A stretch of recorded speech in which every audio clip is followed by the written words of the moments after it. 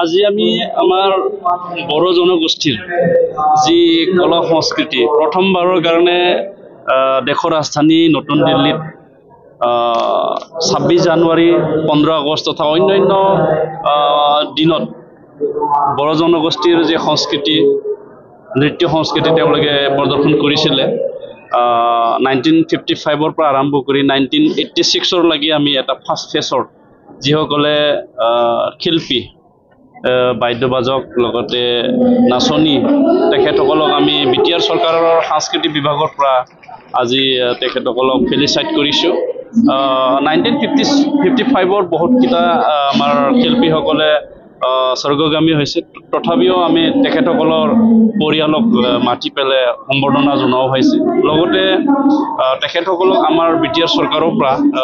সামান্য এটা মাননি 50,000 কে আমি দিয়া হৈছে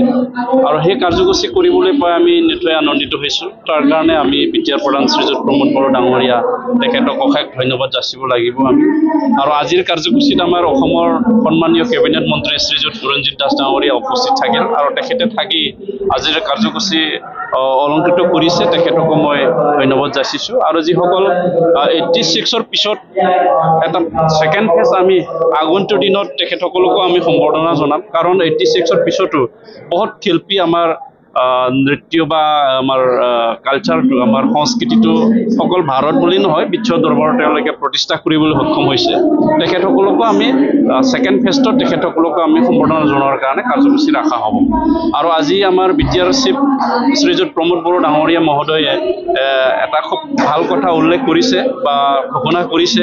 যিসকল শিল্পীয়ে প্ৰথমৰ পৰা আমাৰ বড়ো সংস্কৃতিক বিভিন্ন দৰবাৰত প্ৰতিষ্ঠা কৰিলে তেখেতসকলক নাম লিখি পেলে 25 ফুট এটা স্তম্ভ বনাই পেলে